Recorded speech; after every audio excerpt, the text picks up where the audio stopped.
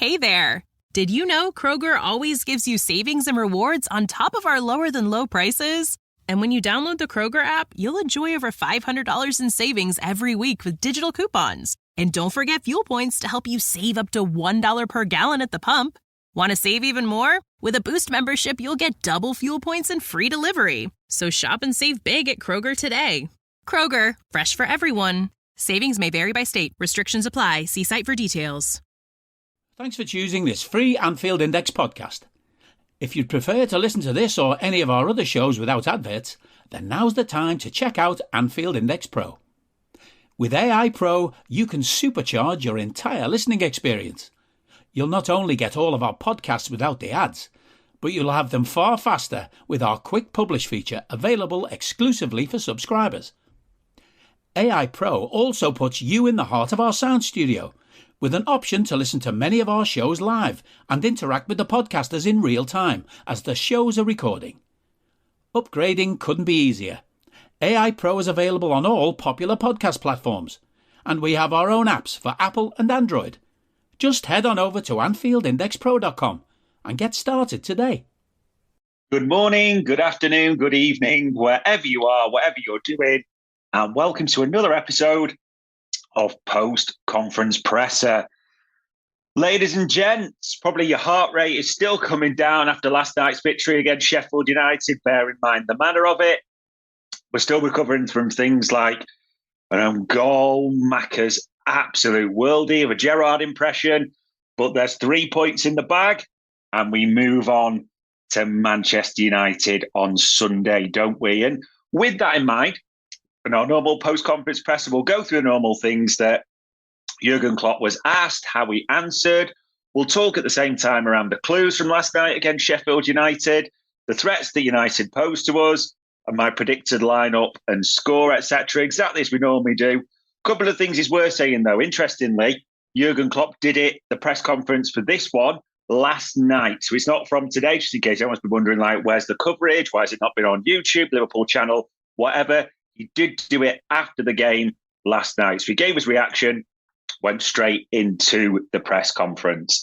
And the other thing to say, it's interesting. It's a 3:30 kickoff, the Super Sunday, because very wisely, the police have decided that if you move it from 4:30 to 3:30, that eradicates the issues, apparently.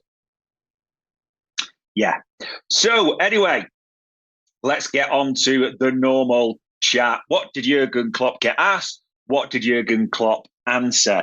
I'll do a bit of team things straight away because he was asked about Endo. Now, remember that Endo didn't play last night, didn't he? He mentioned he had a knock in the press conference the other day. It was quite clear to say that, yes, he didn't play last night on the basis that, on my information, is that he'll then be okay for Sunday. That is his information, as I repeated a couple of times. So that's the only real bit of team news that we get, assuming there's no further injuries or anything untoward from last night.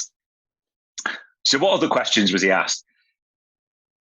He was asked about an important one, I think, the eradication of tragedy chanting and the work done by both foundations, both clubs. And if anyone saw it recently, but Liverpool did the work with the Manchester United Foundation, didn't they? So like Wes Brown from United, I know Ian Rush was involved from Liverpool and other legends as well. So what did he answer in this regard? He said, it's super important. There are different aspects. One is that I don't hear it, honestly, when I'm on the sideline. I heard after the game that it happened, and that is obviously not great. In general, it's just helpful that we educate our kids in specific things. Respect, understanding, all of these kind of things. I just see it in that way, that two of the biggest football clubs in the world, let's just show a bit of class in these moments. So don't sing this or that, just show class. Have a fight on the pitch, let's play football. If you want to be happy, if we lose or whatever, these kind of things, that's all fine. But besides that, just show a bit of class. That would really be my wish for all of us. One of the great modern orators of the modern generation, Jurgen Klopp, and I think he just got it right. That word as well, class. We all know tragedy Tranting is wrong. We all have our opinions of people that do it, and probably quite rightly. But for Liverpool fans, and listen, the travelling cop never needs to be told this, at all. It's about class, isn't it? And it is right to identify people who do certain things happen in the past. Absolutely. And as we know, the likes of Jim Boardman can phrase this far better than I can. Don't get me wrong. But just showing class from our end, self-policing, two wrongs don't make a right, all that type of thing. We know it's not going to happen, but I love the way Jurgen Klopp summed that up. Class. He was also asked, do Liverpool have to be perfect for the rest of the season to win the title? It was interesting because you could see in his press conferences, it's different when he's a little bit tired afterwards, isn't he? As opposed to a fresh slurp in his brew or whatever it is the next day. He said that's obviously how it is in the title race. Tell me a different race. We became champions in 1920, and it was obviously decided pretty early. Otherwise, probably City as well, here or there. But most of the time, they were tight races. And again, it looks like a tight race. So if it's a tight race, then the best place you can be is in it. We are in it, and that's cool. That's good. And now let's keep fighting. That's how it is. Obviously, the next one is the big one, like they all are. Somebody said we had the best fixture list or schedule. I looked at it, and I really don't know how you can have that idea. Maybe I'm too negative, but it's a tough one. Good opponents. But we are ready, and we want to be in that fight. So let's see what we can make of it. Yeah, you can dress it up how you want. We may well have to be perfect to the end of the season. That is a realistic possibility. It's important to acknowledge. We might not have, no one knows, hindsight 2020 and all that, but we might have to be. That's just a realistic possibility. City will be there. Whatever anyone said about them this season, they are there. They are always there. The 115ers are going to be in it right until the end. And he's right what he says. It's just like we talked about in 1920, game by game. That's what it has to be about. The next game is the toughest. That's where all the focus should be on. You can only play one at a time. In fact, maybe, just maybe, could be wrong on this, but if anything, that part of the psyche that crept in around, there's a Sheffield United rotation, we'll hammer these, we'll get our goal difference up, and then we'll move on to the big one on Sunday. You just got that sense that Anfield was a little bit flat. There was an expectation like, come on, lads, you're supposed to be sticking 6 or 7 in the net type of thing. And obviously that, I think, played a part in it getting tetchy. Brighton beforehand, we expected that to be a tough game. A lot of people did whatever, but it was a different feeling last night. And I did think that transmitted to the players a little bit. We know Anfield's a reactionary stadium that way as well. So, yeah, full focus, just each game now. I think that is the right thing to say. And then he was also asked what he learned about the Old Trafford game, the FA Cup last time out. He said, the story of the game, we spoke after the game about it. They started better, then we took over, and we were really good that day, but we didn't finish off the situations in extra time. The good news is that we will not have twice 15 minutes extra time. That was too much for us that day. We couldn't control it anymore, and we made mistakes we didn't make before at all. And United then turned the game around. United are a top side playing at home. We all know that. But we cannot just say, let's do what we did from minute 15 to, the 70-something. Football is never that easy. We have to find a way to cause United problems, and they will try exactly the same. On that level, with this opponent in this stadium, we better play a really good football game, to be honest, if we want to win something here.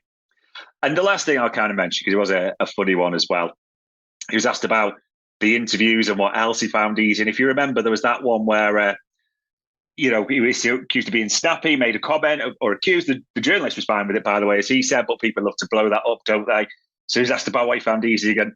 And the last one, the 9th interview before the 10th interview. So, yeah, a bit of a giggle all around with that one. So those were the key highlights. It wasn't too long, as we say, because mainly a lot of the first bit was the reaction to Sheffield United, and then a small bit into the press conference. So that's what's happened or happens when they do it in the evening after the game. And speaking of the evening of the game, we're rewinding a bit. Last night, the clues from Sheffield United. So A 3-1 victory. It still feels like a breathe moment, doesn't it, almost? It was tougher than it should have been again. Probably that key word that keeps coming through, as Jurgen Klopp almost alluded to in the extra time against United, wasteful. There were a lot of chances. You look at the stats. But honest thoughts, as we always say, I thought a bit pedestrian, to be honest, throughout. We were not moving that ball quick enough, especially in that first half. Yes, we dominated possession. I think the overall stats end up something like 83%. But it felt like, again, it took the subs, and again, it took a goal from the opposition for us to really step it up. I know people want to talk, and the opposition, that's not sustainable. It's not about that being sustainable. We get late winners, and it's for the 25th now. That's what we do, partly. What the slight worry is, and it's okay to have this apprehension. You don't just treat the facts in isolation. We almost seem to wait to step it up. We wait till that adversity. We choose the hard level when you're selecting the boss that you want to go after in the game. And we need to say, maybe think of that's the wrong word, because I know they'll appreciate that. But you do just have that slight apprehension. It's natural and completely normal to say that. Yeah, I thought I'd say we were pedestrian. I thought there were some good performances and a few things you just sort of maybe eye some things ahead of Sunday. Alexis McAllister, again, not just the goal, man of the match, sensational. And this was largely, again, playing in that number 6 position. Again, did it all, tackles, the passes he was making, the control, the things he made happen, and that goal. If you've not watched that goal on repeat 27,000 times by now, are you really a Liverpool fan? That is probably a thing to question. It's an absolute thing of beauty. Gerrard-esque, wasn't it? That's what it probably reminded you of. Sweet hit right into that upper part of the net, rubbing across the netting. Unbelievable. I mean, I'm being honest at the moment with Alexis McAllister. I don't see in the Premier League a better informed player. I know people could argue someone like Foden maybe, but just for all-round game, informed consistently. I mean, that's 10 goals and assists in his last 10 games. He is arguably our most important player right now. If not one of them's easy, but arguably our most important player. You can make a case for that as well. He's a starting midfielder. His name's on the team sheet, the first or the second name, easily, isn't it? Sensational. Luis Diaz, I thought, was really good as well. Again, direct, making stuff happen, beat his man, a few tricks and things here and there. Maybe, again, just slight end product, wasn't it? The shots just couldn't quite make it happen, dragged a few wide. But again, brilliant. And there was a few, I think, pass marks get given to a few. I think this is really important as well. A couple of things that are really important to say. Joe Gomez had a great season. That's important to say, and that's true. I did think he was very good last night. I think that's true as well. He made some strange decisions. He got the ball a lot in their attacking third, didn't he, in the final third, and was just dragging his shot ride, making bad decisions. The cross wasn't quite, whatever you want to call it. It wasn't great from him. And actually, it looked better when he came off. Similar theme, Ryan Gravenberch. It felt that McAllister and Szoboszlai were deeper. Gravenberch got the ball in a lot of attacking areas. And again, he just committed a foul. He lost it through a dribble. He didn't quite execute the pass right. There was a lot of huffing and puffing.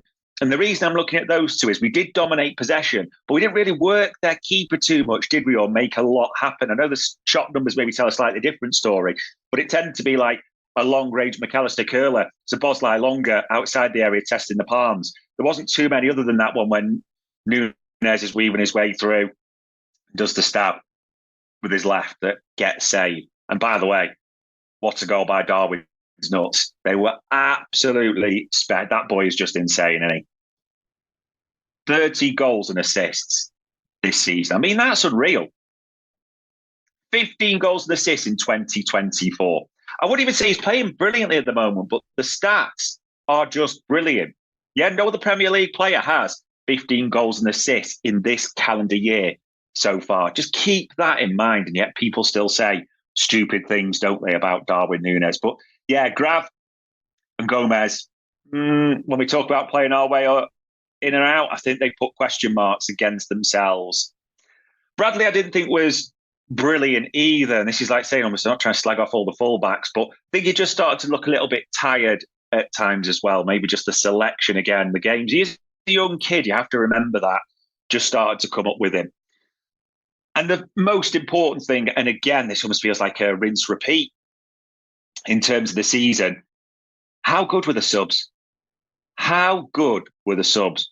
Robbo with a great assist to Cody Gakpo. And Cody Gakpo has got a lot of criticism, and I love to see, in a way, that squad rally around him. You saw Alexis McAllister's interview afterwards. Had a real impetus, you felt, when he came on this time, Gakpo. And again, it is okay to say a bit different from what it's been recently, because we haven't always seen that from him. So whether he's got a rocket, whether he's taken someone on board, who cares? That's the Gakpo that you want to see going forward. So yeah, goal and assist from the subs there, important. Harvey Elliott brought a semblance of control. Now, we all thought, what's going on here when Mo Salah comes on the 6th, or comes off, after an hour, thinking, is it a knock? Is it something? And he didn't look happy, and people love to feel those reactions. You don't want Mo Salah happy to be coming off. That's because he is Mo Salah. And at the end, if it hadn't have come off as it did, the narrative's written there, isn't it? Ready for the journos to start. But Harvey Elliott had a very good game. And also others had a really good game when they came on. Curtis Jones, again, brought some semblance of a sort of control and smart decision-making. Maybe that's the phrase I would use. But yeah, when we talk about playing their way in and out, there's maybe a few starters, as you say last night, who might just have a question mark, and a few subs who've got the right to say, like, boss, do you see what I did last night? So yeah, we'll come to that when we pick the lineup and formation shortly. They're threats. I mean, everyone's going to go, and we have to be careful, because this kind of happened last time. We're going to pump them, we're going to have all those types of things. That was the attitude from a lot last time. And look what happened when we lost that 4-3, and I know extra time and all that. But what's important is you learn the lessons from last time. Let's just be clear. These are desperate to stop us. Desperate. Don't undersell it. United are desperate to ruin our title charge. They would take a draw right now because they know we'll see it as drop points and the impact on the others. Don't kid yourselves. They are desperate to stop us. They'll be looking at FA Cup tie. Old Trafford, because of that, and despite what happened to them with Chelsea the other night, the late goals, and it's easy to go, all the centre-halves are out, like Evans is out, Varane got injured, so that just leaves Harry Maguire and some kid. Don't be surprised if someone is fit, and don't be surprised, they're going to be fighting for it in this one. The fans will demand it. And all the people I've said, like, people have put the videos, haven't they? Marcus Rashford strolling around. That's actually, I think, bad for us a little bit. Because, yeah, Marcus Rashford was strolling around at Stamford Bridge. Because guess what? He's going to run his nuts off come Sunday. You know it. You saw it in the FA Cup game. Just to be clear, they are desperate to ruin this for us. This has so many, I can't even say banana skins as we talk about normally. I know they're going to look and go, they're 9 points off that 5th spot, Champions League potential, despite what Neville and all them say.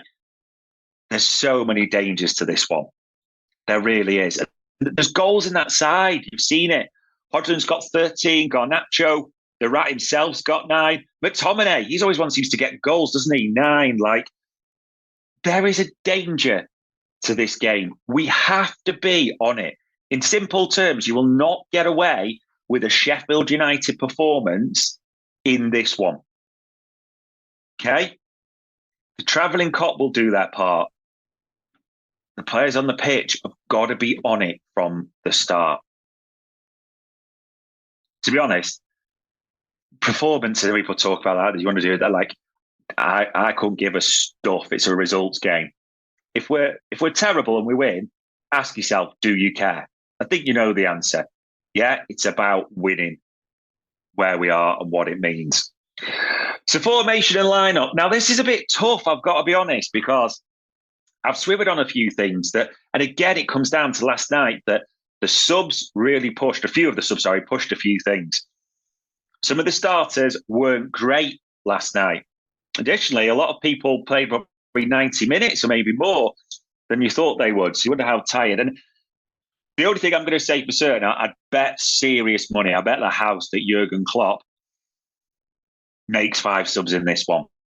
Well, that's not the question, is it? Who do I think will be in the starting lineup? Kelleher, obviously. VVD and Konate will be at centre-back. The full-backs is the interesting one. I think Robbo did enough to force himself in last night. And, he's rested. He should be ready to go. I really swither with this one a little bit because you could say it's hypocritical, but I'm going to say Joe Gomez on the right-hand side for that solidity. For Rashford, Garnacho and how it all worked out, I think Joe Gomez on the defensive side could be quite important. And also, for me, Joe Gomez inverting doesn't seem to really suit, and I don't think it will at Old Trafford. So if you're going to invert, Robbo would make more sense. I know people are going to shout about, look at the chance he missed, which was horrendous last night. I know he should have buried it, but Robbo's done enough to start for me. And also, Conor Bradley, I thought he's been sensational. He's an unbelievable talent, but just looked a little bit tired. So that for me would be the games or the formation there, the back five. Bradley, VVD, Konate, Robbo left, Gomez right. Which then comes to the middle, doesn't it? Now, McAllister is going to start whatever, but he's going to start higher up because that's his strongest position. And Endo, as Klopp intimated from the press conference, should be fit. So that's two. They're a given. The third one. This is probably where I'm asking the medical team if I could. I know I can't, but if Curtis Jones can start, you start him. I think he looked really impressive. And this one on a wide pitch, I think he would really suit us. That's not a dig at Dominic Szoboszlai, but it just didn't quite seem to be happening a little bit for Szoboszlai last night. So either one is an unbelievable sub to have. But for me, if the medical team, say, yeah, you can start, you can get an hour out of something like that, Curtis Jones in this one would be it for me. Szoboszlai on the bench. Which then leaves you forward three. I don't think there's too much debate on this. I know Cody Gakpo did well last night, but he came on. However, Salah, Núñez, Diaz. I think that's just natural. You play your strongest front three now at this time in the season. You rotate, you manage the minutes. But people say a lot of things about Salah coming off after an hour. Okay, it's Mo Salah. It's Old Trafford.